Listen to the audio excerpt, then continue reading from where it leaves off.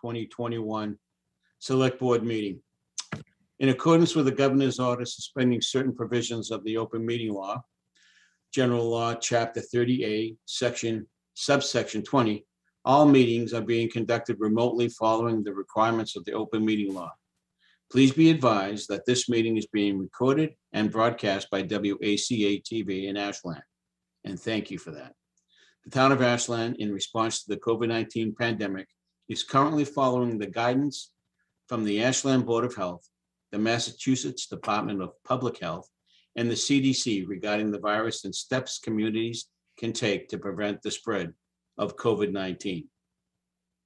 Having said that, we're still meeting virtually, even though at one point we had voted as a select board, this current select board had voted to meet in person. But we thought it best to make sure for the health of everybody on this board and those that work in the town hall and the residents who would participate would be safe. So we went back to the virtual meetings. So with that, I would like to welcome everybody here, and I will open up for citizens participation at this time. Do we have anybody out there for citizens participation? Joe and or Michael, I just have a question. When we Sure. originally talked about this meeting, what time did we say we were going to start? Only because we typically have guests watching or on via the Zoom. And we have nothing at this And we point. don't have anything. We have appointments at 6:40 and at 6:45. Right. So were Right. we scheduled, were we saying we were going to start at 6:30 originally? No? Or did we No. think that We would go exec back. session was going to go longer? Yeah, so we have a 6, I would just say, Joe, that, I mean, there's no one else on, so maybe We can have always go citizens back to exec- participation later if there are people here. Correct, that's fine, and that's not Okay, a problem. thank We can you. do that. We can do that. So I will put on hold citizen participation, and I will hold off on the scheduled appointments. And I will skip down to item number 5 on the consent agenda. Move to approve as presented.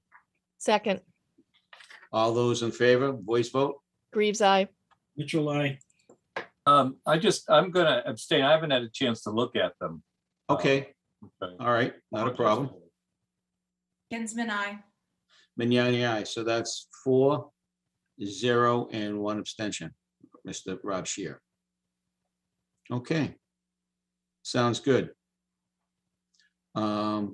We will continue. We we can will move to continue. number 6. If you Yeah, I would was like. gonna say, we want to go down to number 6? Yeah. Okay, just- Michael, I'll turn it over to you. Sorry. Yeah, so just a brief update on the police chief process. I think at our last meeting, we had indicated our desire to utilize a firm to help us with this process. We have identified a firm that we would like to work with. It's Commonwealth Police Legacy. They actually recently did a lieutenant assessment center for us. This obviously would not be just an assessment center, it would be other things that we're asking them to do. But I just received a full proposal from them this afternoon. So have a chance to review that. And if everything looks good, I will sign that and we'll move forward on that process. Sounds good. Thank you, Michael. You're welcome. And how long will that process take once they receive that signed contract? Well, I think in our last timeline, it was going to be around 6 months, but we wanted to try to shorten that. So I hope to be working with them and figuring out essentially with their capacity, what we could speed up without losing the integrity of the process, especially the public input component. Remember, that's one of the things that we all said at our last meeting was the most important part of this. That along with the employee input from the department as well. Correct. I think it's just as important. Okay, thank you. All right. Looking at other, We could move on to priority projects too, if you would like. if you want to do that, and then we can stop when we get to 6:40, which is in 4 minutes. No, 14 minutes. 14 No, minutes. 14. 14. Go ahead. Just with the Rail Transit District, obviously, we've had a discussion about the UGC project that's up on Magunko Hill. We received word today that the Trolley Brook Trail should be finished or completed, I should say, in October. So that's good news, I think, for everybody that's been looking forward to it. Rob, I know you and your colleagues that are avid cyclists and advocates for the Upper Charles Trail are excited about that. So they needed to put in a small bridge. Well, it's actually not a small bridge anymore, but it's a small stream that they need to cross. But if anybody's had a chance to drive up there, you can kind of look into it and you can see that obviously it's looking pretty good. Michael, is there an official date, or they're just, because we've been talking, just if we have some concrete information, might be good to distribute it to the Upper Charles Trail Committee and the Friends so they can start their planning. We don't, Rob, but Okay. as we get closer to that, what we'll do is we'll designate kind of like a ribbon cutting date or something to that effect. And even if there's still some punch list items that need to be completed, we could still move ahead with that and put together that program and have everybody involved. I was just, on the Holliston part of it, and they have so many things going on the trail there. It's unbelievable. No, we're starting to get there. Hopefully, the YMCA. I don't know how many people have the opportunity to go up that road or go to the train station, but the YMCA has been out there doing a lot of surveying. They're actually utilizing Allen and Major, who did the survey work for the Sears Apartment project and then also the UGC project. So they're very familiar with the site. So we're seeing movement going on that front. Does anybody have any questions regarding any of the projects associated with the Rail Transit District? Hey, Michael, just one quick one with respect to the Y. With the issues that are going on, does that affect the Y's property? No, it does not. Okay, thank you. Yeah, that property was gifted to the YMCA by Bob. It was carved off through an A&R process. Yeah. The deed was transferred, so that is there. Okay, so it's free and clear. Okay, thank you. It is. Okay, so there's that one. I felt like I had one more. I don't know if anybody wanted to, Yolanda or Jen, if you wanted to touch base on the dog park. Provide any update on that. Don't feel compelled like you have to. It's moving forward slowly. A member had brought up concerns about that location for the dog park, but I think at the meeting last night, those concerns, unfortunately, the member who brought up those concerns was not there, but I think for all the other members, in speaking with Jen and Bradley, the designer, or Brandon, yeah. I think people are much more comfortable that that is a good location, that we can make it work, that Megan, our conservation agent, has already been made aware of it, and I think we'll be okay. Great. And we're in fundraising mode. Awesome. Okay, and I actually have one more thing. I actually was going to talk about this under town manager report, but I'd sent an email to the board last week giving you some information that the MBTA train station parking lot was being explored as a possibility for a testing site for Project Beacon. I have since learned that it's actually not Project Beacon. It's another company that the Department of Public Health is looking at outsourcing this with. So we did have a site visit this week, and everything looks good. Everybody likes the plan. I think we're just waiting for the final okay from DPH and the final go ahead. But that So this is a COVID testing site, Michael? it would be another COVID testing site. And one of the great things about the MBTA parking lot is that people would have access to it through the MWRTA and then also the train. So if you don't have a car, if you utilize public transportation, then you actually have the ability to get there, I think, every 30 minutes. So it's certainly Interesting. certainly a benefit for the region. One of the things that I was concerned about was traffic, the potential of traffic. And Ed Berman has talked with the appropriate agencies and the appropriate personnel and does not believe that that would be an issue based on basically the volume of testing going on right now. Which side where would it be, Michael? On the Pleasant, in the Portable Road side, or what? Yeah, it would be on Near the Burnham's. Memorial Drive side. And what would happen is they would actually have a trailer set in as you're going into the parking lot from, let's say, Cirrus, the MBTA. Oh, park. that side. Okay, the other side. Yeah. You would take a right, and at the end of that would be. Oh, at the very end. Yeah, that's really unused. Yeah, Yeah. so that would have. They're not using tents. I believe they're going to use more like trailers, like mobile trailers. So you'd be able to circle around. So Well, that's. you just took someone out of my cell for board reports, but that's okay. Would it be free? It's free testing, right? Yes, Yes. yes. So I think that closes up the rail transit district, and I'm happy to move on to downtown if you would like. Sure. We have time. We do, as everybody can tell, construction is still ongoing. Currently, they're really at the intersection of Main and Front Street, doing a lot of work. What they're planning on doing the rest of this week is doing a lot of duct bank installation on Main Street and then also Pleasant Street for some of the telecommunication companies. So we're talking about Verizon, Comcast, Comtrack, as opposed to Verizon. Then we'll be looking at doing manhole installation on Main Street and then also the intersections of Homer Ave and Summer Street. And then the week of October 4th, continuing with duct bank installation for Eversource on Main Street and Homer, in that intersection with Homer and Summer. We had initially thought that we were going to try to do the crossing of the tracks this year. We had or this calendar year, I should say.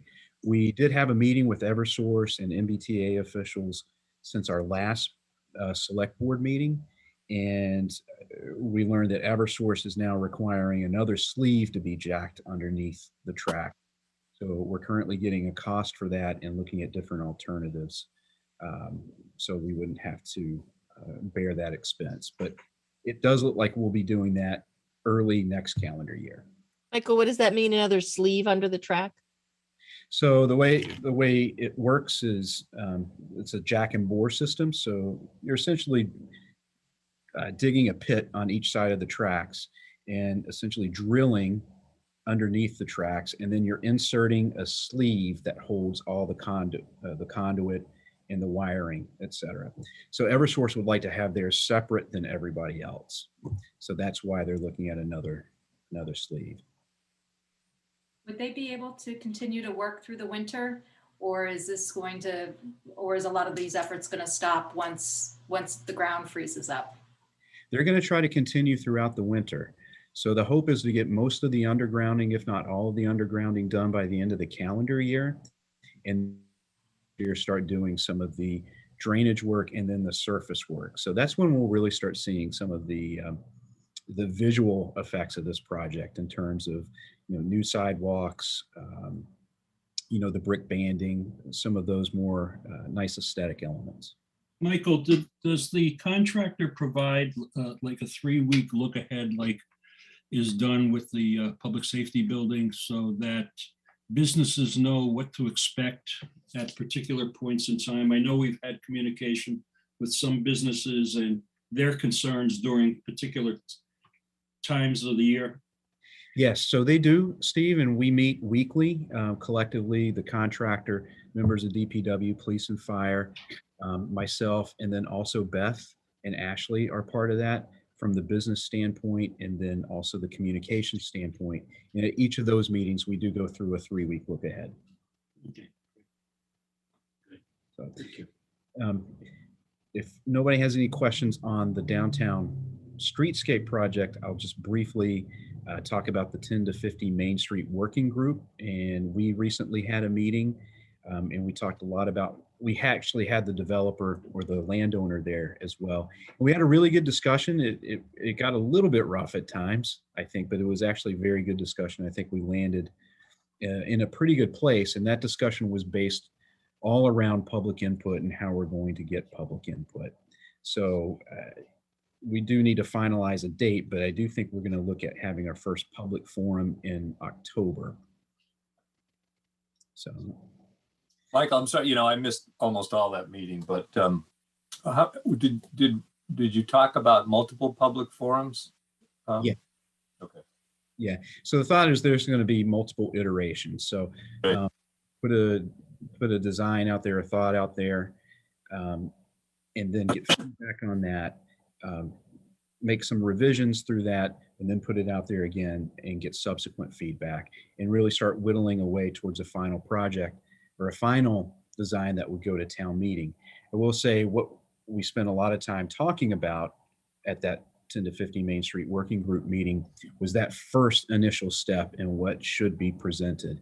And we were really fortunate to have, I think, 2 architects or designers in there, and they started talking about all kinds of language, which Yolanda, I don't know about you, but it was like over my head. But it certainly seemed to resonate with Scott Richardson. They used the word charrette more than once. Charrette, No, actually, parquet. charrette was not something that Okay. members of our committee were interested in. Oh, I see. Okay. In a part, I think it was partay. I learned a new vocabulary. That was it. But Mr. Gordon is committed to having some revisions to what he showed us in January for this public forum, though, correct? Yes, I mean, Well, it's already changed from what we saw in November, in January. I don't think we saw the latest. He changed some of the roof lines and stuff already from the very modern looking one we saw in January.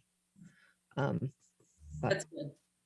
yeah, I think, Rich and his team were listening to the discussion and feeling that, they just heard the timeline extend, and I can understand where they would have that impression, but we really don't see that that's the case. So when do we anticipate the developer coming back in front of this board to do another presentation? Not for a little while. Not for a while? No. I mean, I think members of this board could go to some of the public, some of the public meetings that we do. The first one we're going to look at reaching out to specific other committees that we want to have their feedback at. So any public forum you guys should go and hear and listen to the public. And then I think once we've done some of those public things and some public discussion and gone back and forth, then they'd come back to the select board. So are these forums going to be Zoom, or are they going to be?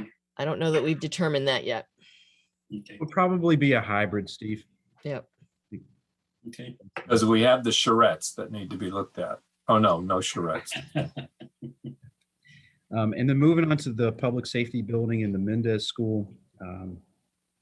Since our last meeting, we had our beam raising ceremony. Joe, I'm looking at your face, so I'm going to. No, go ahead. It's just going to cut time out at the end. That's fine. Okay. It was a very, very nice ceremony. I think it was, we had a good attendance from the building committee, and everybody there. WACA was there and filmed it. Members of the building committee signed the beam, which is going to be hidden in eternity. But we at least got pictures of it.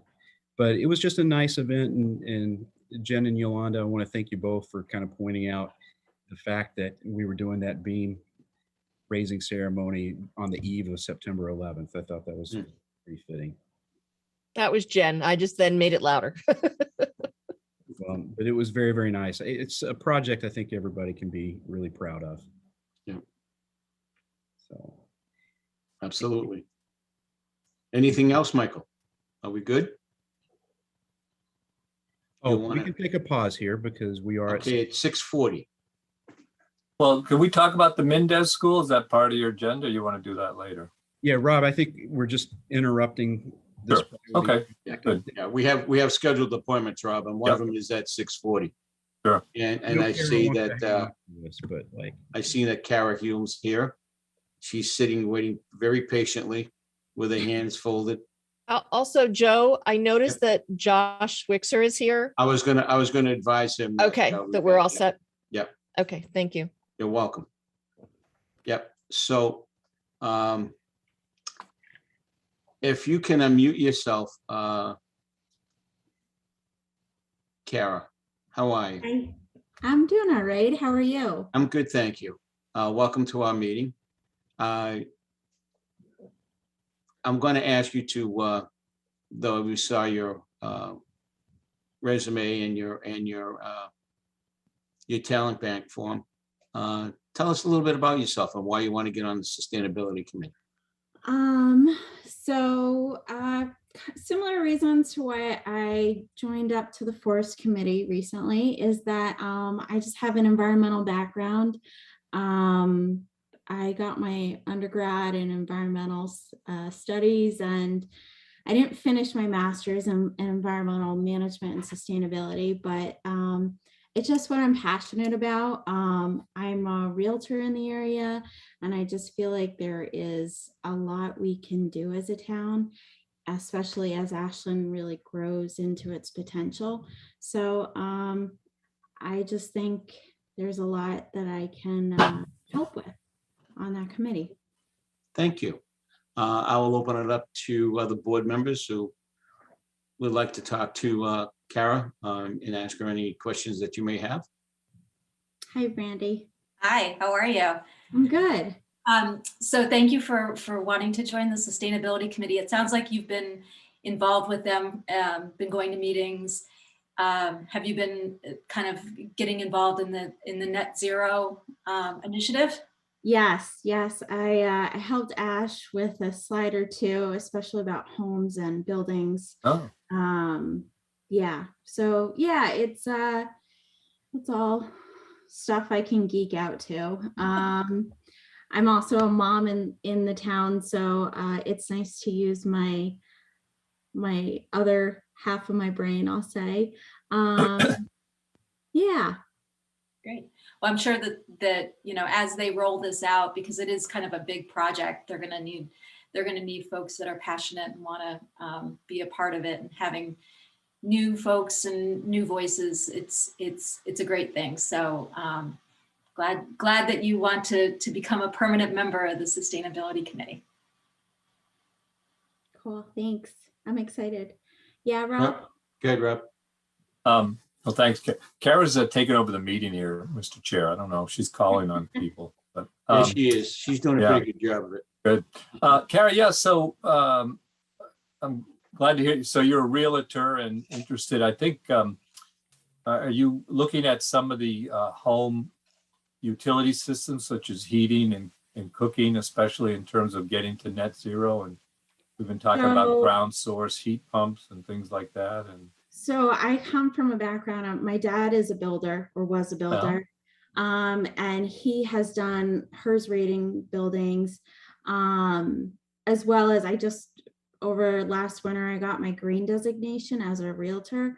So I do have a lot of home specific knowledge about how to make homes greener, what incentives are out there that can help homeowners, offset the costs. And I also think that it's becoming easier and easier to convince builders that that's the way to go preemptively. I think we just need to embrace it and not be afraid of the costs, to respect them and find other ways to get around it. But it's something we need to do. And in the long run, we're all better off for it. right. So, and retrofitting is going to be important. So I think someone like you who can speak to, homeowners, because I think that's going to be an important part of our net zero plan, how people are going to change their heating and electrical systems. For example, I know I have 100 amp service, so I'm kind of limited in what I can do. So I would need some assistance in transforming to more electricity. And I think you'll find a lot of people like that. I think that's going to be one of our challenges.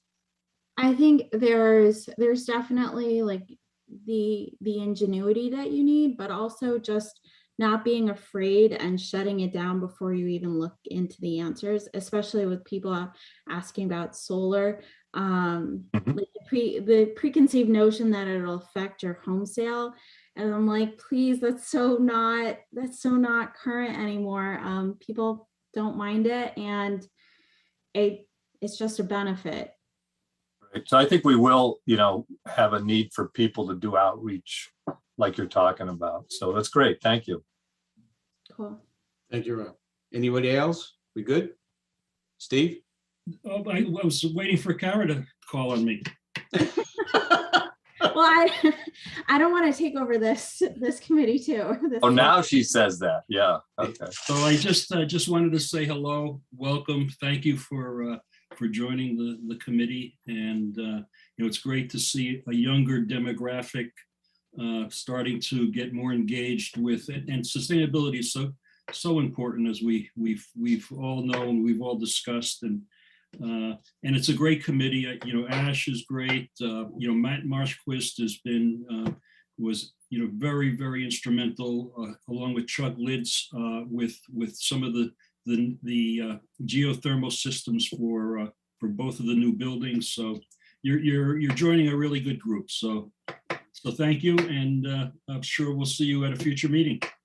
Yes, hopefully soon. I think we'll be talking to you guys about the net zero plan, and it'll be good. We'll need your support. So Great. Well, thanks again. Yolanda, anything else you would like to add? No, I think all of you covered it. I would like to make a motion that we appoint Kara Holm to the Sustainability Committee with a term to expire on 8/31/24.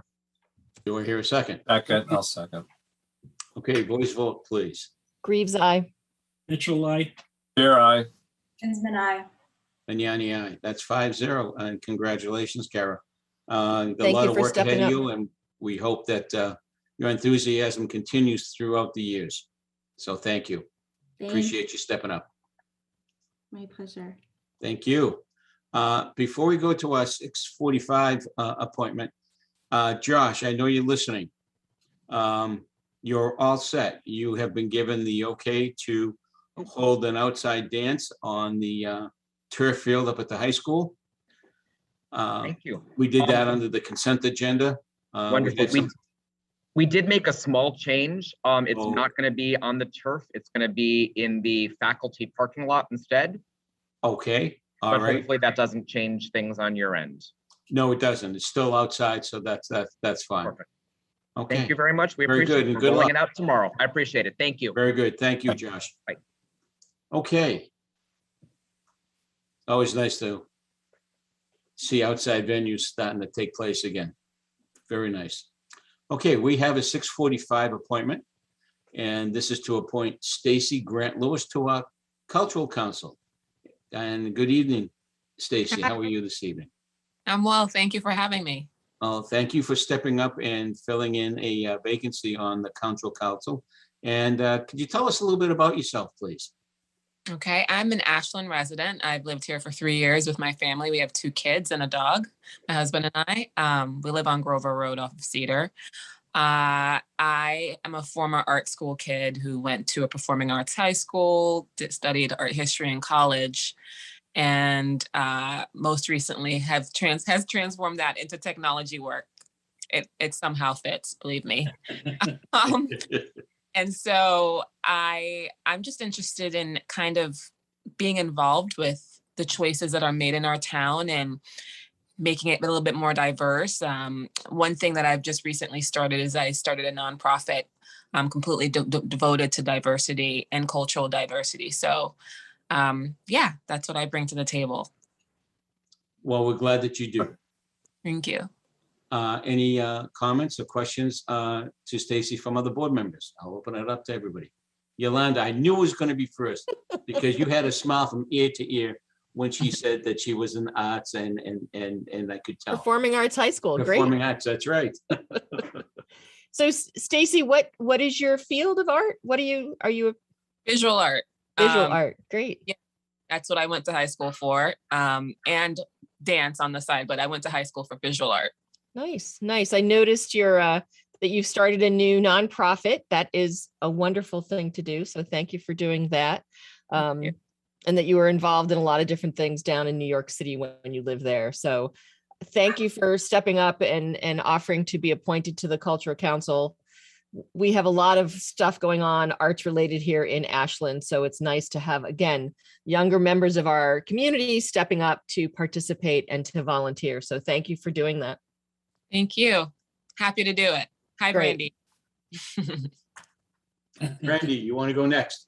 Sure. So Stacy and I had a chance to have a really great conversation a couple weeks back, at least. And she was telling me about her nonprofit and what she was looking to do and wanted to get more involved in Ashland. And so I helped connect her to our cultural council, and I'm so happy that that you guys have a good fit. And I know they're in the middle of going through, well, they're in the starting phases of their grant cycle. So I think that it's great timing on your part because you can kind of be a part of that whole process. So anyway, I just wanted to thank you for doing this, and I'm excited for you, and I'm thrilled to be able to appoint you tonight. So thanks. Thank you. Thank you very much. Thank you, Stacy, for coming forward. Did folks tell you about a group called Area, which I'm actually, so you know about them, and also Ashland is United deals with a lot of diversity issues as well. So just some groups you might be interested in becoming acquainted with. But appreciate you coming forward. And my daughter went to a performing arts high school. You as did? well. Yeah. So, but fortunately, she's working right now. So I'll say. I know that was the threat that my parents gave me. Yeah. Oh, stop with that. But not working that much, though. But she's young. So anyway, thank you. The fortunate thing, Rob, is that people who have gone through the arts know how to make things work and can do a lot of things to make a living. Also having a daughter who has gone through a performing arts high school. So Yes. but yeah. Great, Steve. So Stacy, I just want to thank you for getting involved, and you're joining a really good group. And I will speak on behalf of the board. This is a group. This select board is a group of folks that really support art and culture. Every one of us are involved in some form of art, culture, and diversity. So we're looking to expand all of those components. So we certainly support your agenda, what you're looking to achieve, and so welcome. As an old Ashland resident, I welcome a younger, newer Ashland resident. So thank you for stepping up. Thank you very much. I appreciate that. So it comes that time. We usually take like 10 seconds to make sure you still want to do this. Are we good? Then I'll entertain a motion. Do we have a ending date? Because I'm not seeing it on the It would be information. a 3-year appointment from today. From today? Okay. So through August 31st of 2024. 9/21. 9/21. Oh, it's not on our regular, okay. I move that we appoint Stacy Grant Lewis as a member of the Ashland Cultural Council with a membership term to expire 9/21/2024. There's a second by Steve. Voice vote, please. Greaves, aye. Mitchell, I. Here I. Vincent, I. Vignani, aye. And be thankful I didn't sing it. So congratulations, Stacy. We wish you much success, and we thank you for stepping up and filling this vacancy on the Cultural Council. And we look forward to working with you. And Thank you. seeing you in town. Excited to be. Thank you. Thanks. Awesome. That's very cool. Agreed. It is. It's really cool. Okay. It is now 5 minutes to 7. And what I'm going to do, because I see there's somebody sitting in there very patiently, I will open up to citizens participation at this point. He woke up. Perked up right there. That was funny. Okay, Mr. Dersoni, Oh, good evening. let me just make sure how I react. Don, thank you. I don't really got much. It's if the day has been going well today, and my dad's getting a little bit better in his health. And I'd like to thank all the town that is staying cool and collective and everything they're doing. And hopefully we can go through I'll say a reaction from last night with the planning board, a quieter, more unity planning board when they go through things and talk more than just a tree and a gravesite, and move on to education and get the building to go so the citizens and the kids can have an education to be inside, not just count on the tree and the gravesite. Because the planning board is starting to really irk me, and I'm just understanding that it's just not worth staying on at times with them, because that's all they talk about 2 or 3 hours is about a tree and the grave marker. It may be history, but it's not education. That's all. Okay, Mark, thank you. Appreciate your candid comments. All right. You're right, Mark. Chair, I think that's a good segue to my comments about the Mendez, I think, if we're gonna. Well, are you going to be part of citizens' participation as? Oh, I thought we were finished with it. Sorry. No, okay, not yet. Mark had a very valid point about the fact that there's a lot of growing pains in town right now, because Ashland is growing. There's a lot of things happening. And sometimes when you have a lot of things going in different directions, it's like an atomic fusion. Everything's bumping into one another, and it could cause an explosion. Let's hope it doesn't happen that way, and cooler heads prevail and common sense prevails. And I think, Mark, you made a very valid point about the whole line about this is educating and getting a new building to help educate our kids in a new modern building. So I appreciate your candid thoughts on that. And everybody has a right to their opinion. So, whether you agree or disagree, that's what this wonderful country of our democracy is all about. So, and I would hope that the others on the other side understand that if they don't agree with you, you should respect their opinion as well. So, and that's it for my editorial for the night on that. Okay, moving right along. Was that part of citizens' participation, Mr. Chair? It was. Okay. It was. We actually pick up with the Mendez School. Yes, we do. Great segue. Yes. Mark. Okay. See that? See, now that's a good segue, Rob. See? There you go. Well, that's what I was saying. Okay. All right. So Go ahead, Michael. Well, I think most people are aware what's going on with the planning board. We're still going through the permitting process there with the Mendez School. We also still need to go or finish up our process with the Conservation Commission. And then I think this subject, or at least the subject of the grave and tree, has been brought up in a number of other committees, and I'm not necessarily sure what course of action that will take. So, those are like the black and white aspects of the Mendez School project. I have a lot of thoughts about what's happening and what's going on, and just disappointment, I think, in general, just the general tone of the conversation. And I'm not putting it on any one group or one side. I hate the fact that we start thinking of things in terms of sides. But be that as it may, I'll keep those to myself for right now. I'd like to say something, Mr. Chair, if that's so. Mike, I appreciate those comments, because I think I think that's true, because when some of these issues came up, there was a reaction about rather than wanting to solve it, was more like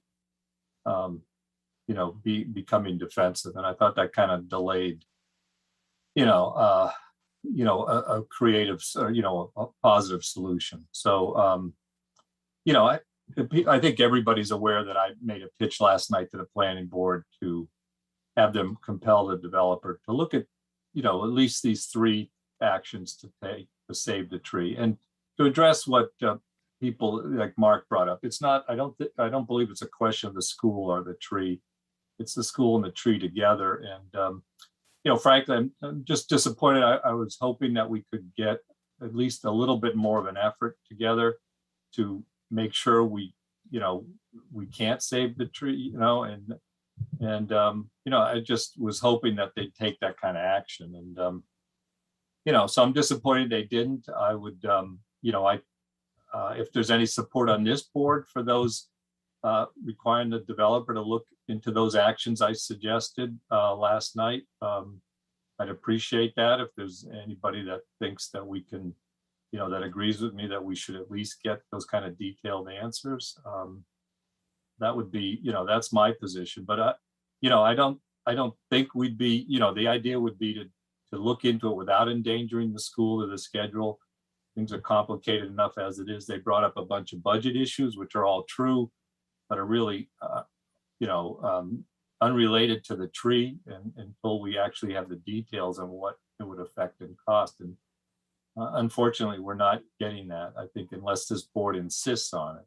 So that would be kind of my position and request. And, we could, I'm sure, could have a long discussion about this, and I'm not sure people want to do that.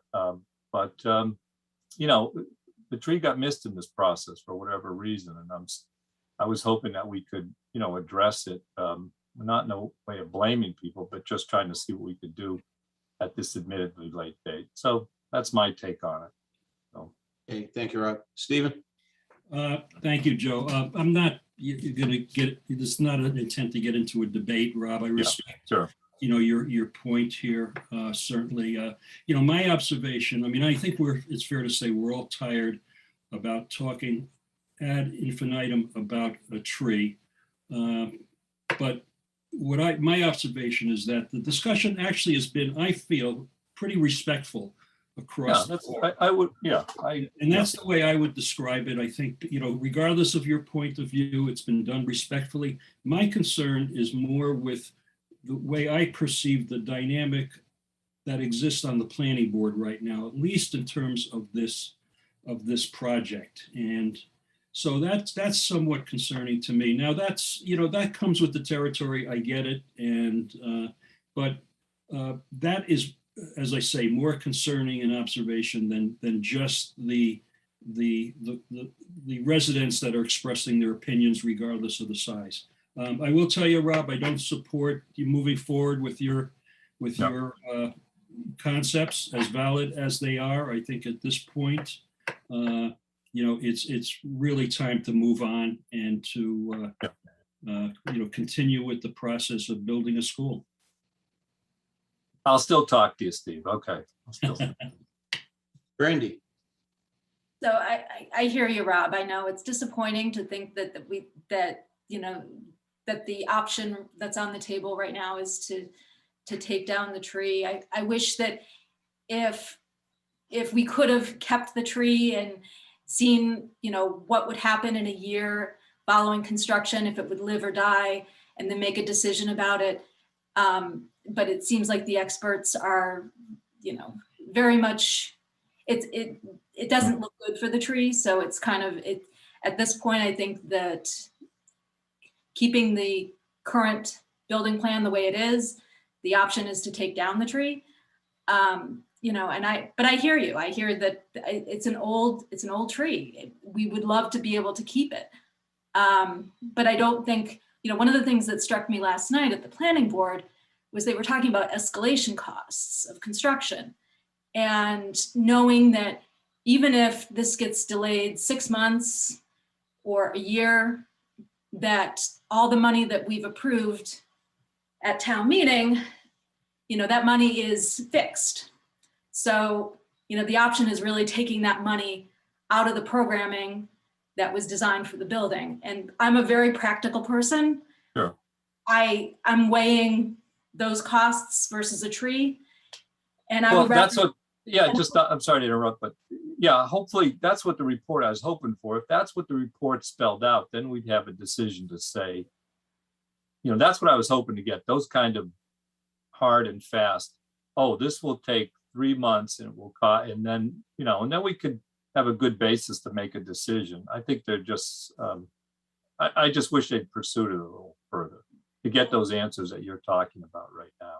but I think like tree versus not, like, I mean, I'm just thinking like from a time perspective, if we delay that, and Deepa made a really great comment about, you know, if we change the footprint of the building at all, not even just shifting it, but just moving that corner, then it changes electrical, it changes plumbing, it changes other systems in the building, and that will delay.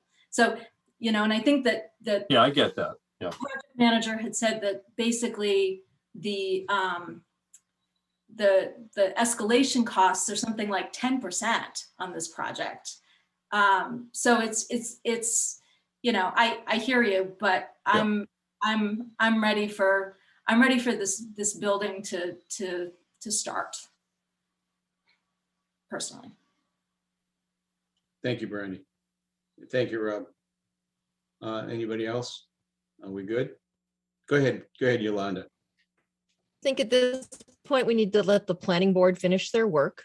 They, by the end of the meeting last night, they were reviewing conditions. And part of the conditions were, as they were, you know, as the committee that was looking at the tree, they have flexibility. If they can make it work, we make it work. So, you know, I think at this point, we need to let the planning board finish their work. They've gotten a lot of information. They've gotten a lot of feedback. So that's where we're at. Yeah. Okay, thank you. Yeah, that was a long meeting last night.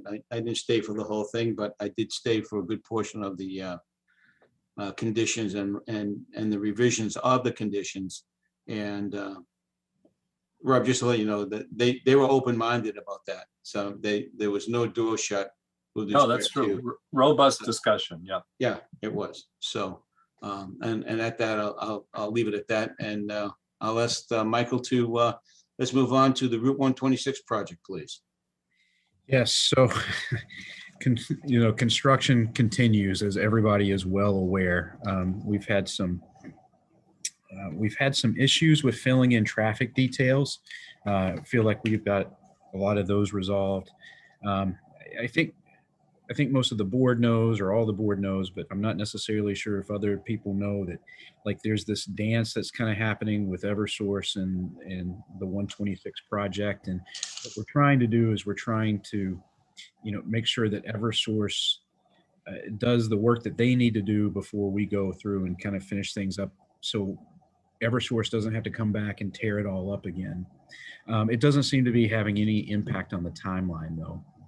But as part of the project, I actually had it listed under town manager report, but I could bring it up now, is we've had some major flooding issues on 126. This isn't recent, it's actually been it's historic. And one of the things that Doug Small has really been pushing for is for the state to take ownership of that problem. And I'm happy to report that, you know, based on his efforts, and then also with the help of Senate President Spilka, it does look like MassDOT is starting to go in that direction.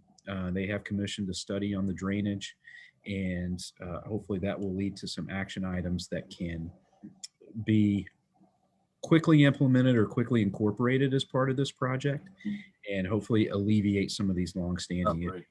Yeah. Hey, Good work.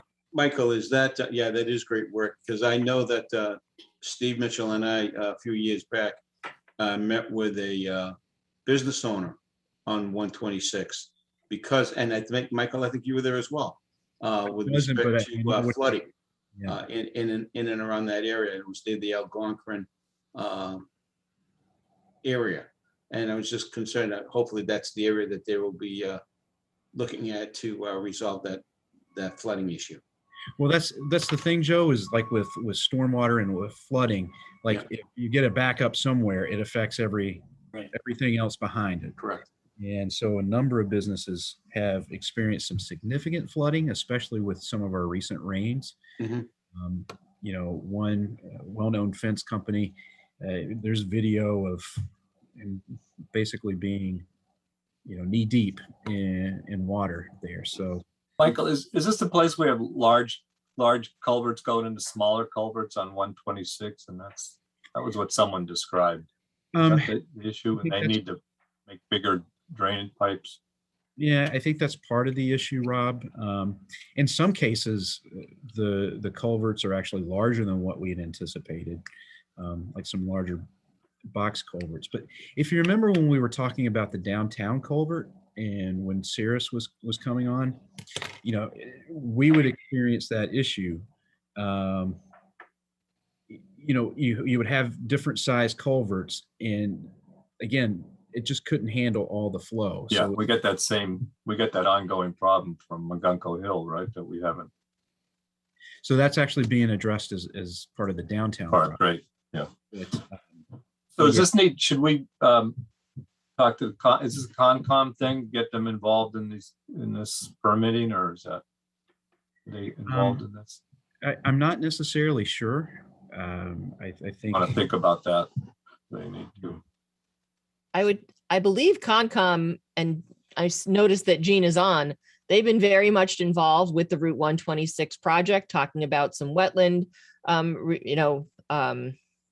can't think of the word now, replication, where we're going to replicate some wetlands off of part of 126 to and back to the fire station. So I would think that they're aware of some of the stuff that's going on. We may just might want to bring them in the loop. I'm sure Doug and Megan, Mass DOT and would be making them aware if required. So that's 126. I can move on to the Valentine project, and I would also give you an update on the Warren District projects as well. So the Valentine project, I did finally receive the memo from the civil engineer who expressed some concern and some issues with doing a roof replacement and a foundation replacement on a piecemeal basis. And the recommendation is to go ahead and actually cable the structure, which I believe I talked about before. It sounds a lot more complicated than it is. Go ahead and cable the structure for the winter, and then in the spring, depending on the availability of funding, and we can talk about this when we talk about ARPA, utilize funding to dismantle the barn, number all the pieces, create a new foundation, and then rebuild the barn utilizing the pieces we can salvage. And the ones that we can't, we have templates for the replication of. And then basically have a restored barn there. So Michael, is the plan then to use the funding that was designated to replace the roof and do the foundation? What will fund the cabling of this? I do want to get some clarification on that and make sure it does fall within the CPA guidelines, but the CPA language, I feel gives us. Oh, right, because it was CPA funding. Okay.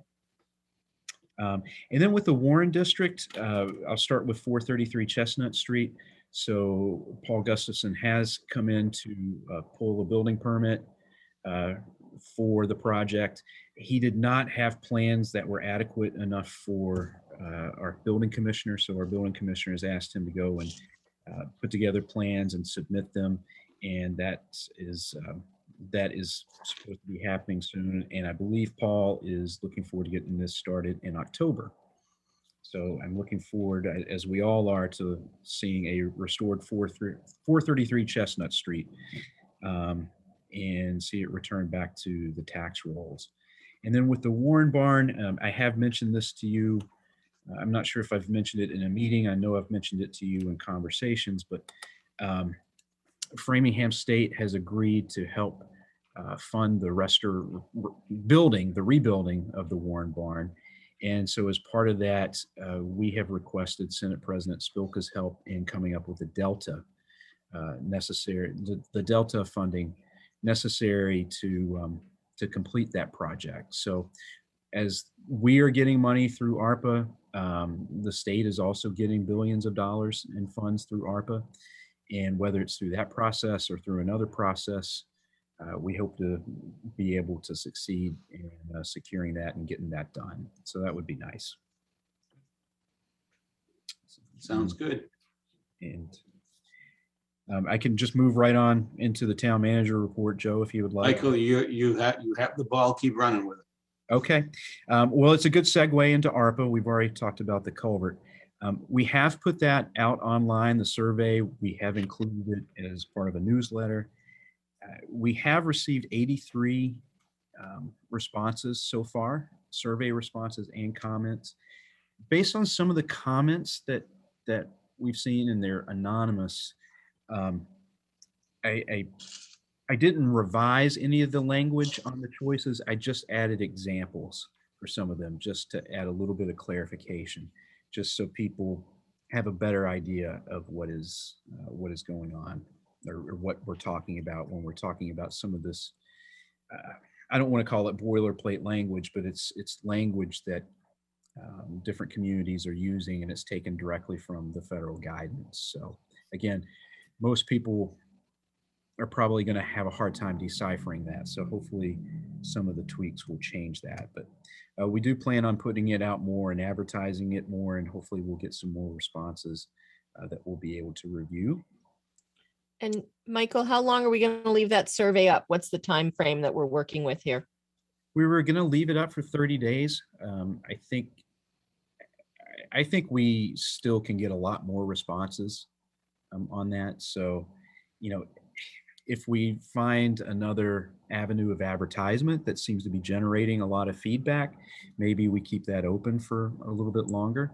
Is it too late to get it in the local pages, or did we get it in the local pages before the deadline by chance? I don't think we got it in the local pages, no. Okay.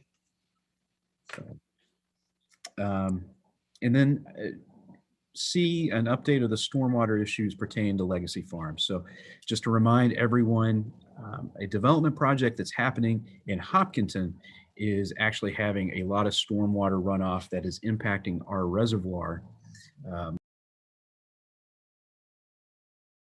So it's impacting the drinking water supply of both Hopkinton and Ashland, and DCR also plays a role in this. And when we had initially talked about it, we talked about the possibility of having the developer do some infrastructure upgrades around the site that would basically address a lot of that stormwater runoff that's carrying things like silt and different chemicals into the reservoir. What plant operator do is do a little bit more research into this and what is happening, because at the same time, I think everybody's been aware that during the winter months, we start getting complaints about both the odor and the taste, or the color, I should say, of the water. And so what our water operator report has figured out is that basically this all started happening when a lot of the trees were cut down and that area was clear cut. And what is happening is that more manganese and phosphorus is getting into our raw water, which then requires us to utilize what we call ozone filters to basically get that chemical out, or those chemicals out. And that's actually what is causing the odor and color issues. So Michael, do we have, the information that was provided in the backup talks about the fact that this seems to me the bigger problem, the more concerning problem is the runoff that's going into the aquifer and then affecting the wells as you described. Mm-hmm. The runoff into the reservoir certainly is concerning, but predominantly the result of the extreme rain events that we had. So given that it's not just a short-term thing, it sounds like now this is a long-term situation. Wow. How do we handle this in terms of the town of Hopkinton, Legacy Farm, the developer? How much extra money has the water plant incurred to address these issues, and where do we go for mitigation, I guess? Well, Doug and I will be meeting as well as Hopkinton's DPW director, are going to be meeting with Peter Bemis from that development, Legacy Farms development. So the first thing that we're going to talk about is review the proposal that they have made for improvements near the water treatment plant. And then we are going to start talking about more of this operational issue. If it turns out that, we're going to need to utilize, that ozone on a more frequent basis during the winter months and actually throughout the year, I don't think it's unreasonable to request that Legacy Farms pays for that increase in costs. I'm not necessarily sure how receptive they would be to that. I would hope that they would be receptive, but the other thing that we, basically have in terms of, a partner in this is also DCR, and having them involved, I think would be beneficial to us as well. But I also think, Michael, if the developer isn't receptive to that kind of mitigation, I would hope the town of Hopkinton would be. And I think it's important that we address it one way or the other, but because I think they're part of the problem, they're a de facto part of the problem. Well, this impacts them too, because it supplies their drinking water as well. And they still very much depend on the water treatment plant based at the Hopkinton Reservoir to provide a good amount of their water. One of the reasons I brought up DCR just a couple minutes back is because they certainly have a lot more teeth that they can utilize to basically come get a solution to this problem, as opposed to just kind of talking about it and trying to figure out a plan and trying to get everybody to play nice. Michael, as part of this issue, you gave us some great information about the additional manganese and how our filters are having to be working more and how we're using more chemicals and it's affecting our chemical budget. Have we tracked the history of what this is costing us in our budget in regards to before we were seeing all this water and coming through, and what is it doing in regards to our chemical budget and the having to use the filters more and replacing those filters? Because I would think if we can show that what has been happening from this runoff is affecting our operating costs, it's pretty straightforward to go to the developer, and if not the developer, Hopkinton, to say, look, this is a project that you permitted, they're affecting our water, and this is what it's costing all of us in regards to this. So I would think if we can at least pull that together to show them a hard cost of what this is costing to get our water to the quality that we want it, would be something we could use. I don't have the exact number tonight, Yolanda. I figured, no, I didn't think you'd have it now, but it's something I think that when you go to meet with this developer and you can show them. Yeah, but that is what we are going to do, because we have definitely seen an increased cost. Yeah, I would think so.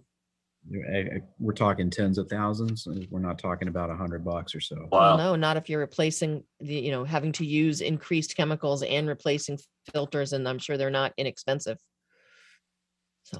Mr. Chair, I just wanted to follow up. Michael, do you know, like, when Legacy Farm was permitted, how the heck was this allowed? There's supposed to be aquifer protection zones and things like that. Like, do we know what happened there? Like, what? Rob, I think that's a good question. I think all of us right now are focused on trying to get the solution put in place. But I do think we have to go back and see how this happens. I can tell you just generally, it's the way local government is structured in Massachusetts. We don't think regionally.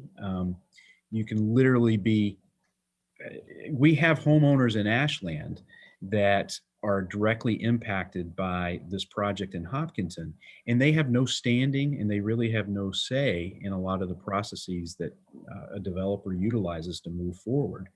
And so that is part of the problem. I think Joe has talked about, when this project was first initiated in Hopkinton, going into, and talking to Hopkinton and letting them know about the impacts that this would have to us. Well, but I would think, our zone would have, unless maybe it was inadequate, but an aquifer zone, a water pumping zone is mandated. They, you know, whatever they, you know, even if it's another town, I would think. So I don't know if somebody screwed up there in terms of the permitting. Yeah. That would be Hopkinton, I would think. Maybe DCR was asleep. You're right, Mike. Mike and Rob, you're both right with respect to that. One of the concerns that I had was years ago when it was still in the discussion stage. We wanted to be part of the discussion right from the get-go. And we were told we had no standing at all. And they didn't need to hear from us. And I told them that's not accurate because there are many things, especially traffic was one of the issues. And we didn't even come up to the reservoir aspect of it because they weren't even considering building in that back area for another 10, 15 years. Well, lo and behold, the owner that bought that property originally turned around and subsold certain sections to other developers, and they went on their own. And this is one of the developers as we speak, Mr. Bemis and his developer group, and they cleared zoned the trees up there. And whether they were given the okay to do that or not, it was done. And that was one of the concerns, one of the issues that's creating the issue that we have right now with the manganese, because the trees aren't able to absorb it because there aren't any trees there. So if you were to put and replant those trees, that's going to take 15 to 20 years for those trees to show any effect of the manganese levels that are in that's entering into our water supply. So another lesson. So I think we're all united in urging Michael to be assertive and aggressive about this, right? I mean, I have no problem with that. I would agree, but Rob, I think to your larger point, this is something that all local governments officials, I think, need to begin advocating for, is some kind of regional impact assessment for some of these projects. You know, we talk a lot about traffic in town. A lot of the traffic that we have is really through traffic that's coming from Point South and then in the afternoon, sure, going from the Pike and down. Michael, I know that through the Metro West Regional Collaborative, one of the things we talk about is if there's issues going on in different communities, we try to share those projects. Unfortunately, Hopkinton is not in our region. They're in a different region. So they're not part of our conversations.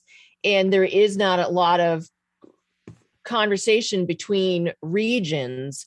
So I think that conversation needs to get started. But to Joe's point, when we heard this was happening, we did try to do something with Hopkinton, and we were told it doesn't matter. It's not within your border, so you don't have a say in what this is going to do to your town, which is unfortunate. So, but definitely something we need to push for more. Yeah, you know, it's interesting. Just if anybody's following this, I think it's called 555 Boppingbrook Park in that Amazon warehouse. Now, the Holliston Planning Board rejected the application, but they're suing, the developer is suing the town of Medway, I believe, because of their involvement in this process. I mean, they're suing Holliston Planning Board as well, but they're also suing the town of Medway because they've been actively against this project as well. So it's kind of an interesting case, but it goes to your point, I think we're all making about how do we address this on a regional basis, because, you know, it clearly this situation, that situation has got impacts that extend way beyond just the border of their community. So 361 cities and towns, as they say. Well, I'll definitely keep you updated and apprised on that. Mr. Chair, could I just go back to the ARPA thing quickly? I had a question I wasn't able to get in. Sure. Michael, do you have a date? What can we tell people? How long will the survey be up? Should they plan on it? So from our if you looked at the 30-day window and did it based on the calendar and when it initially went out, that would be like October 15th. Okay. Good. And it could stay up later, but that's our date for now, basically. Good. And, you know, I just wanted to repeat that I think in terms of the plan, I have problems with putting $1 million into the football fields. I think we should cut that and maybe save some of that for the next round of infrastructure funding. But that's my kind of take on on that. I just wanted to be, I would I think, suggest, Rob, that we wait until we've got some Sure. feedback and then. yeah, I'm just letting we can people pick know. apart our, Right. pick apart our pet projects, all right? Yeah. Well, we had a ton of interest in the sidewalks, and I'm starting to look at sidewalks now too. So, maybe that's what we should expand, given the level of interest and need. But anyway, my 2 cents. I think it's Well- really early to kind of make any type of assessment right now. And I think it also, 83 responses, even if we had 800 responses, I'm not necessarily sure it would be that scientific. So I would advise the board to take it a little Right. bit with a grain of salt. Well, the other Love thing, the Michael, are survey. you putting together, how are we organizing this though? Like, are you gonna have a ranked list? What about the sidewalks is a good example. Like, what's our analysis for the sidewalks? How are we gonna make that decision? Well, Based on, I think, and I'm just going to use this as an example. I mean, just right now, if you look at survey responses, sidewalks is not the big thing. I think we're getting. well, yes, but okay. I don't want to use the term anecdotal because even the survey right now could probably be Right. classified as anecdotal. But I think it's really preliminary to start making some type of assessment. Yeah, no, but I think we should have a method because, for example, I imagine, you proposed doing some sidewalks and you had X amount of money. I forget what it was.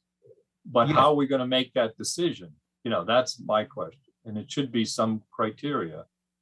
I agree, Rob. Anyway. I have some thoughts about that, but in Okay. terms of methodology, It'll be a collective head banging session. yes. Arm Hopefully not head banging, hopefully brainstorming, Joe. That's it. And then I just have a few more items that I wanted to add. So Good. first, I wanted to just recognize some of our community center staff, Anna and Kristen French, and then Talia, who's our new DAET coordinator. They actually put on a great program a couple of weeks ago, which was creating a tree and decorating it and utilizing all types of art material to make it a nice event. It was a great intergenerational event. We had some mature people there as well as some younger folks, 5-year-olds, 8-year-olds. So it was really nice to see. That's really nice to see those programs coming back and coming together. So kudos to our team for coming up with that. Also on Saturday, I did have a chance to go and represent the town at a memorial or a bridge dedication event for Ashland, a former Ashland resident, Deanna Richards, who unfortunately died while she was training at Cannon Air Force Base in New Mexico. It was a very, very, very touching and good ceremony. It was very well organized. I really would like to recognize Representative Lewis for spearheading the legislation to get that bridge named and also organizing the event. But, one of the things I came away from that event with is just not only a greater appreciation of Deanna's contributions, but also her mother, Irene's dedication to not just her daughter, but Gold Star families. And she's been an advocate for Gold Star families ever since her daughter passed away. So I would like the board to consider maybe at a future meeting honoring her or recognizing her in some way as well. And Thank you for representing us, Michael. it was my pleasure. It was really an honor to be there. And then finally, I just want to congratulate everyone, Arts Ashland Alliance, and everybody who worked on the Dragonfly Festival.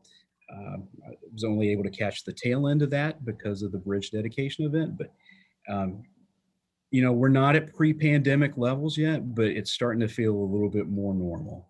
And I certainly think these events are a big part of that, or a big part of us feeling normal.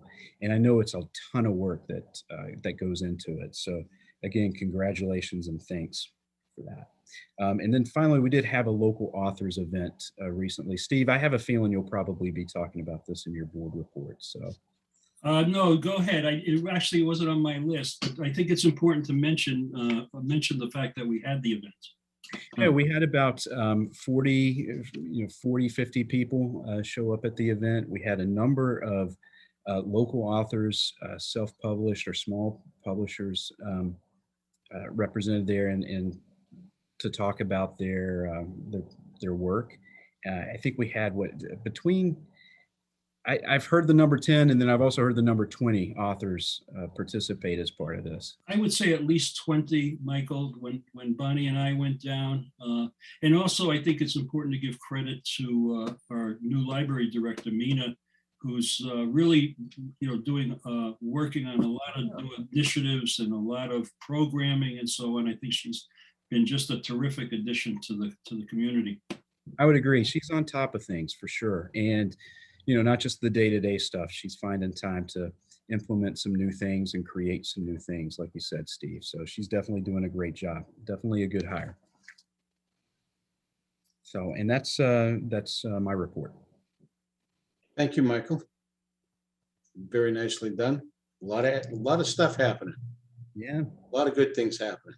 And you're on top of everything, you and Jen and Susan and Diane. So thank you all for what you do to keep everything working as smoothly as it is. Okay, we're up for board reports. And I will start with Yolanda. Okay. Just want to say also congratulations to Arts Ashland Alliance for a fun event at the Dragonfly Festival. It was fun helping out. I enjoyed that. So thank you for the invite for that. Car show happened. I didn't get to go to it on Saturday, but I know they raised, I think I heard over $10,000 for cancer research at the car show. It was a great event. I did get to attend for a short time the K9 5K that happened through Ashland Sporting Association.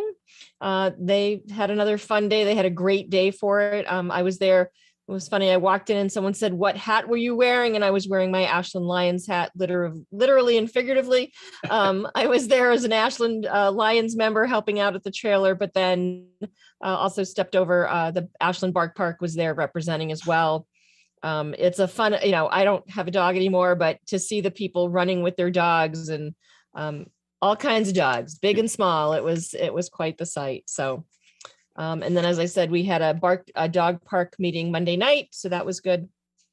I think that's all I have. So, thank you. Ms. Brandy. So I have a couple things. I attended the Historical Commission meeting last week. There was a robust discussion about the Mendez project and the tree.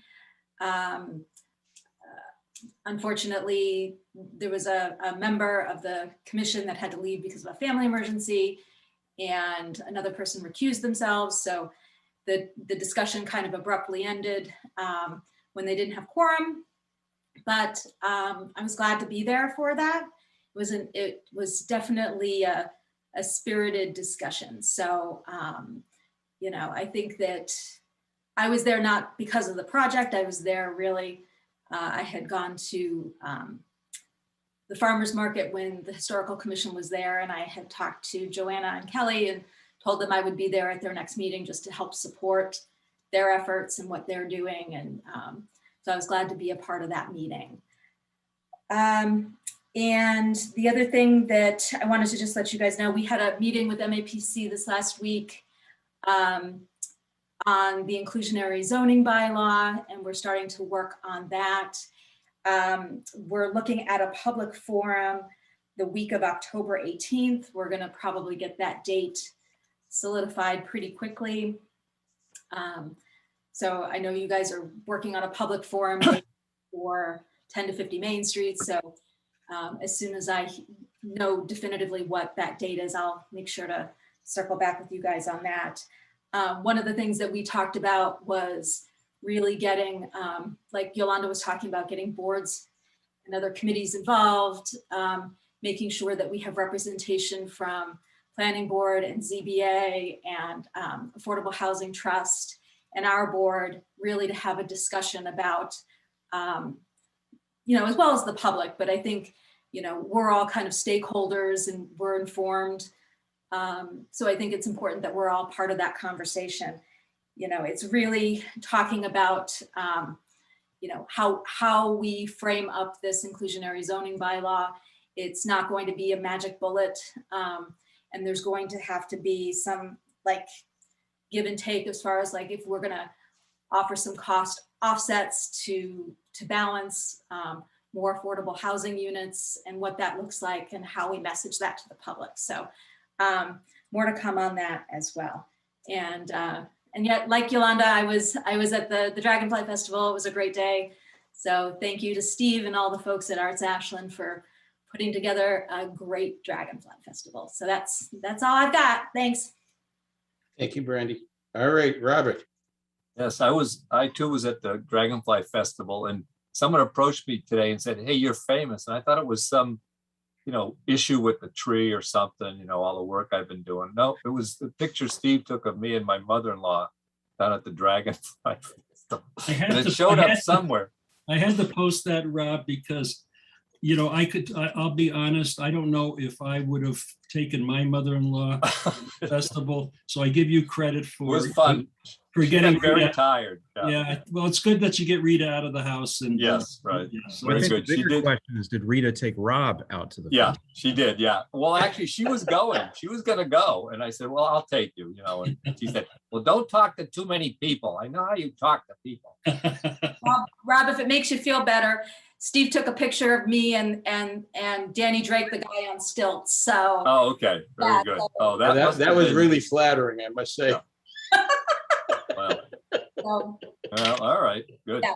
So the only thing I wanted to just quickly touch on, other than that important factor, is, you know, as we come up for our retreat, I had suggested, you know, I wanted to kind of approach a strategic plan / comprehensive plan. And what really reminded me is all the work we've done on the housing production plan. I want to kind of replicate that for some of the other things we've talked about, like, you know, sidewalks or open space or recreation or pedestrian or, you know, plan, those kind of plans. I think we've got a gap, you know, right now. And so, you know, we've talked, Michael's been working on the strategic plan. I'm hoping we can kind of meld some of these things and, you know, put some of that stuff together along with a build out. You know, we've talked about the build out and Steve's talked about that a lot because we're really at a crucial time, I think. And, you know, we have some funding available, so let's prioritize what we're going to do, but we need some data. So I'm just bringing that up, and I've suggested some things to our chair for that to take on. Yes, you have. And the other, and I just had a question. We have this big project. Of course, we all know about it. You know, the Avenue of the Americas / I don't know, the old, you know, Bafford. What's the formal name of the project, Michael? 100 Chestnut Street? No. The one at the condos on Queen Isabella Way. All that's in front of the planning board. Yeah. It's That's 100 100 Chestnut Chestnut. Street. Oh, it is. Oh, I'm sorry. Yeah, you're right. Okay. I'll have to start thinking of it that way. You know, that strikes me as a big, important project. I just wonder, are we going to, and we have a covenant that we're, I guess, legally responsible for, and we're part of that discussion, I think. Are we going to put it on our agenda at some point, or should we touch base on that during one of our meetings as to what's going on with it? Seems to be a lot of concern, people going to the planning board about it. And, you know, I'm just wondering if it would make sense for us to kind of sit and review the covenant and what are issues that we have or what we want to see come out of this latest project. Yeah, you know, just jumping in, Rob, I think it might be beneficial to let the planning board do a little bit more work on this and investigation. I think, you know, they're still at a place where they're evaluating the application just on, you know, black and white type of terms, evaluating the application versus what's required. And I think, you know, we may all be very interested to see what emerges out of that. Okay. And I didn't know if we had, because I think is there affordable housing units involved there in part of this process? 10%. 10. Trade off, yeah, and trade off with commercial space and all the stuff we've talked about for years. No trade-off. Yeah. Yeah. What's that? There was no trade-off. It was just flat 10%. It's still very much a work in progress. Right. Yeah. Or Yeah, we, so I think it'd be good for us to discuss it or put it on our agenda when appropriate. Okay. Thank you. That's all for me. Joe, if you don't mind, just a real quick question, and I apologize jumping ahead of other people. Our retreat date, I was going to bring that up. okay, because when we talked about it, I did let people know that I was away from the 24th of October through the 30th of October.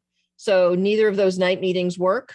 So if we could just relook at dates, I'd appreciate it. Thank you. Okay, thank you. Yolanda, I believe we added some dates. Susan, have you had a chance to add those yet? I did, and I sent out the doodle poll, so if nobody got it, let me know, and I'll send it again tomorrow.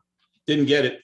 Yeah, if you could Okay. resend it, please. Okay, Did you send one since last week? I sent it this morning. Oh, okay. Okay. I No, gotta look. I haven't received it yet. Didn't get it. Thank you, Sue.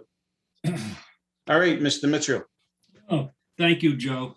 And Rob, I agree with you in terms of, retreat subjects. I think it would be valuable to try to, coalesce all of this information. And you've kind of segued into my broken record request that we get a draft of the open space and recreation plan.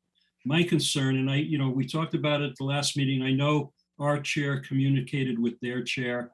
I'm not sure where it stands at this point, but I would ask that Joe, on behalf of the board, communicate by letter to get a draft or whatever exists today of that plan so we can review it, because my concern is that it's totally out of date relative to today. This was done 6 years ago, and we haven't heard anything. We haven't seen anything. The Open Space and Recreation Committee really hasn't spent a whole lot of time on it. So that's my request. I think if we're going to be looking at all of these things, let's look at them. So that's number one. Number two is the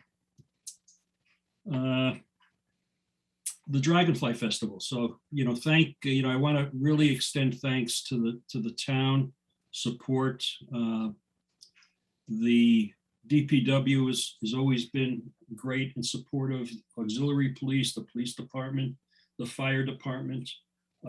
Thank you to Yolanda and Brandy for participating on and hosting the stages.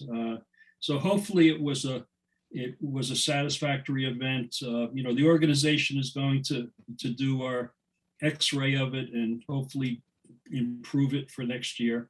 But Joe, I know we fell on what's traditionally Ashland Day. So I'm hoping that you're going to bring back Ashland Day next year. So we will date our festival appropriately. Okay. All right. Sounds good. Good. So that's that. Just wanted to make note of there's a senior barbecue. The select board is hosting a senior barbecue on Monday. If anyone of the board is available to help out with serving and cleanup and setup, we're going to start at probably 11 o'clock or so to set up. It's being held indoors.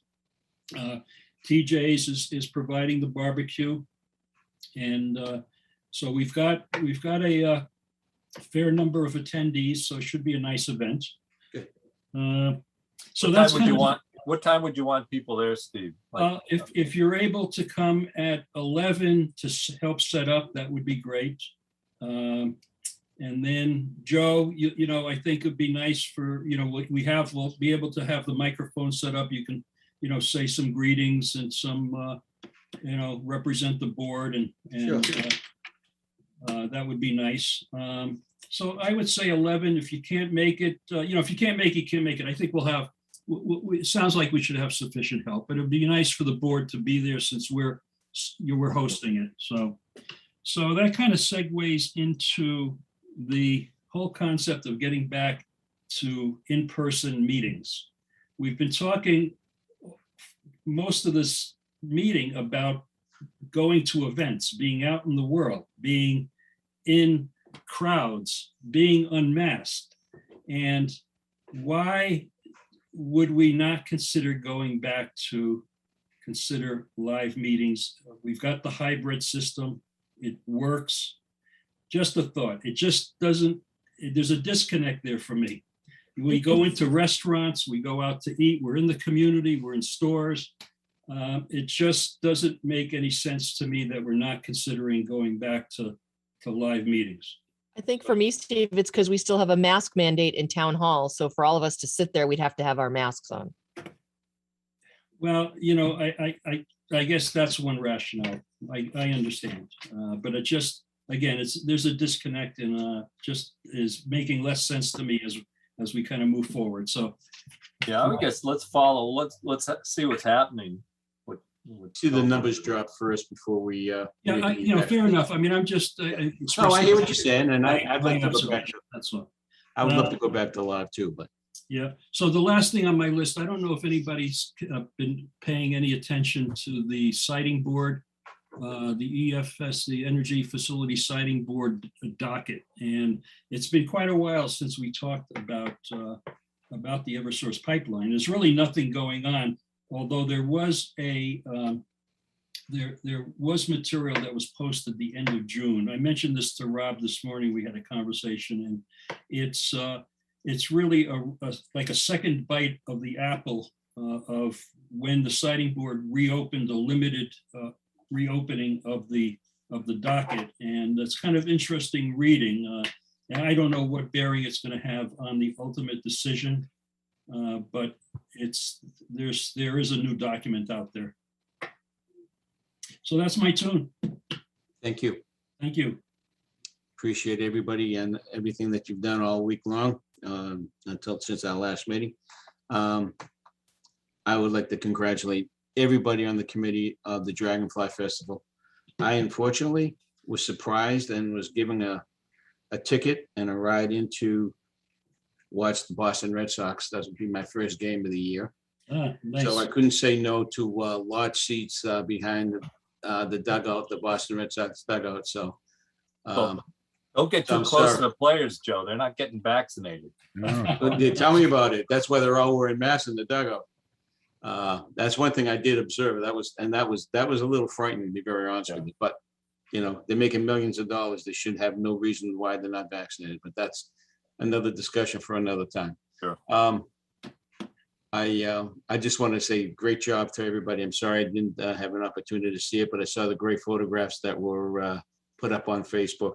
And I do have to say, Brendan, that was a great photograph. I'm looking up and I said, oh yeah, okay, that makes Brendan look well. Okay. It's fantastic. Yeah, I like it. I think Steve chose well. He chose Very very well. troublemaker he is. That's actually a poster. You should make a picture of that and make it a poster. If you want to share the screen with me, I'll bring it up. I'm only teasing. Yeah, we're embarrassed her enough already, but no, that I appreciate that. And there were a couple other real quick things that I would just like to go over. Again, make sure if you have any suggestions, Rob has already sent some over to me with respect to our retreat. If you have any things that you would like to discuss or bring up, please email them to me, and I would be more than happy to collectively put them in some sense of order, and we will discuss them all. We have, I think that you take the time to think about what you want to do. This is something that we should do together collectively as a board. How long are we planning the retreat for? 9 hours. I'm only kidding. I think I would say 3 hours. That's what we usually have a board retreat, Okay. unless you guys want to make it shorter. I think we tend to be pretty long-winded, so I think 3 hours is probably Yeah, I think. a good time frame. Well, I'm bringing a timer. Well, you are the chair. We'll bring a timer. So if you have any ideas or suggestions, just send them along to me. And with that, I just want to wish my wife a very happy birthday tomorrow. And no special numbers. She's getting there. I have to be careful. She just walked by me. Is they getting there, Joe? What is, you Yeah. know? She's getting there. Happy- She's moving up the ladder. How's that sound? She's moving up the ladder. Yeah. We all are. But not So- better. Good. Yeah, I know. So with that, Joe, just a quick, I know, I thought you did talk to Roberta about the. I open did. Space plan. I So you wanna did, just- and they're still waiting to hear back from the state. There were some other issues that the state provided them, and they provided that information back to the state, and they haven't given their approval yet. So Well, they're that's waiting for the okay. state. I'm not looking for an approved plan. What I'm looking for is what exists right now. in the Okay, draft. all right, I'm sure she'll send it over to me. Yeah, Not a we should, problem. yeah, and we should keep that confidential, I think, but I think it'd be good to look at it, yeah. Yeah, not a problem. Not a problem. She actually emailed me the other day on an update just to let us know where it was standing. So it's not that they're trying to blow us off. She has provided that information. And I think I reported that to you folks the last time we met. So, so that's good. There is nothing else that I have. Just thank you all for all the effort that you're putting into it. Let's just stay focused on the things that we need to do and do them well for everybody. And I would entertain a motion to adjourn until our next meeting. So moved. Is there a second? Second. Okay, voice vote, please. Greaves, aye. Mitchell, I. Here, I, Kinsman, aye. Mignani, aye. Thank you and good night. See you. I know. Bye, Good all. night, thank you. Thank you. Thank you.